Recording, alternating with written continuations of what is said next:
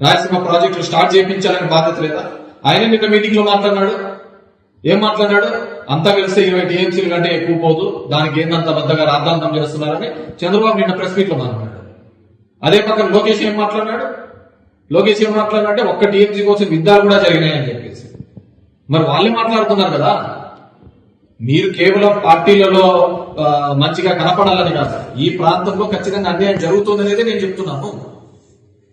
ఇదే శ్రీకాకుళంలో జరిగితే అక్కడ ఉన్న వాళ్ళు అక్కడ ఆ ప్రాంతంలో ఉన్న వాళ్ళు ఊరుకుంటారా? విజయనగరంలో జరుగుతుంటే ఊరుకుంటారా? లేకుంటే గోదావరి జిల్లాలో జరుగుతుంటే ఆ ప్రాంతానికి అందరూ కలిసి మాట్లాడతారా లేదా? మనకేమిటి? నేను అనేది కరెక్టే. కేవలం సీమ పౌరుషం చెప్పి ఉప్పు కారంలో చూపిస్తాను. పైస్ నాకు వచ్చినాయి, వాళ్ళకి వచ్చినాయి, ఎవడోడు వచ్చినాయి, వానికి బాధ. నేను ఎందుకన్నాను? దానికి కనపడుతుంది తప్ప పౌరుషము. నువ్వు మిగతా దానికి ఏది కనపడుతుంది? నాకు జరిగే నష్టం కాదు, భవిష్యత్తు తరాల వాళ్ళకి జరిగే నష్టం ఇది.